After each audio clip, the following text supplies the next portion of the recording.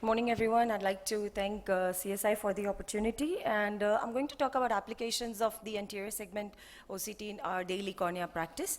And by definition, an anterior segment OCT is a non-contact method providing high-resolution tomographic cross-sectional imaging of the anterior segment structures.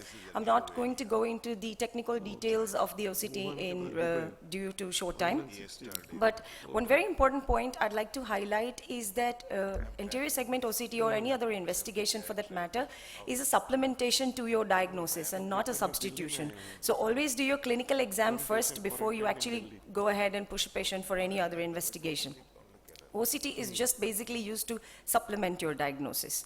And the importance of OCT is for determining the prognosis of a disease, to see the progression of a disease, to see the surgical outcome, for decision making on which kind of a surgery would you want to do for your patient, and for research purpose. So I'd like to go case by case, and we'll start with keratoconus. We know that by definition, keratoconus is thinning and protrusion of cornea. So if you want to know that where the protrusion of the cornea is, how it relates to thinning of the cornea, probably AS-OCT pachymetry is the best tool, as it gives us pachymetry of several points on the cornea, and you can probably correlate to whether this is a keratoconus case or probably it is a case of some other atypical thinning of cornea. And in case of advanced keratoconus, if you want to be sure whether this is a hydrops, you're not sure on your clinical examination, you can't see the status of the Descemet's membrane, AS-OCT is probably a very useful tool in that particular situation. And in CXL for thin corneas, you have a cornea of less than 400 microns, you have to hydrate it, you've removed the epithelium already.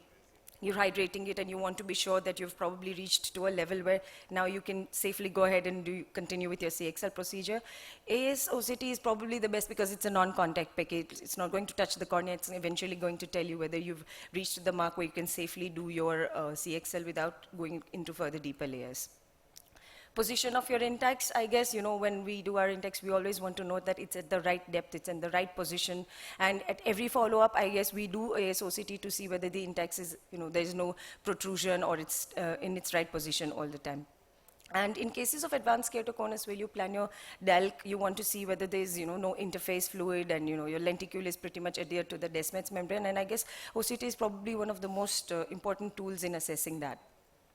Now, status post-cataract surgery, when you have a clean cornea the next day, you're not worried. But if your patient comes to you like this with a cornea like this, you definitely want to know the status of the Descemet's membrane. So here you can have three situations. You can have Descemet membrane folds, you can have DM detachment, or you can have a DM loss. And OCT can help you to see which one it is, because management of all three is going to be different. As in, if you have DM folds, you can probably treat the patient on medical lines of management and keep the patient on observation. If you have a detachment, you can probably do air injection or inject gases into the anterior chamber. And if you have a DM loss, I guess you have no choice but to go ahead and do a DMEC. For corneal dystrophies, I guess AS-OCT helps us to see the depth of the corneal dystrophy, so that you can plan your surgery, for example, whether it's superficial, stromal, or endothelial. And you can plan your surgery if it is superficial. Maybe you can go ahead and do a PTK for the corneal dystrophy. If it is deep stromal, you can go ahead and do a DALC. And if it is just endothelial, you can probably just go ahead and do a DMEC. Tear film assay in dry eye syndrome.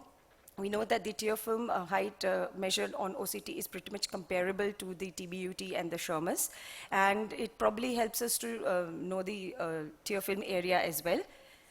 In cases of trauma, for perforating injuries, blunt trauma, foreign body, material of foreign body, AS-OCT has been an important tool. I know the gold standard has always been doing a SIDL test. Sometimes when you don't want to do a SIDL test or you don't want to touch the eye, I guess probably you can just go ahead and do an OCT, and it will guide you through exactly of what you're supposed to manage for this particular patient. If it's a full thickness, go ahead, take the patient to the OT and suture it up. If it's a partial thickness, you can just probably patch the patient and keep the patient on follow-up. You can see in cases of foreign body, you can see the depth of the foreign body, the direction, the amount of damage that it has done in the surrounding structures, and I guess it'll probably help you to decide how you want to deal with this foreign body. Do you want to just sit there on your slit lamp and take it out, or do you want to take the patient to the theater and do this with probably, taking few sutures? Then in infections, in cases of PUK, I would definitely want to know what kind of depth I'm dealing with. And surgical outcome for cases like cyanoacrylate glue, where you know you had a perforation and now you've closed it. For cases with PTK, and in era of lamellar surgery, we definitely want to know how our lenticules are doing.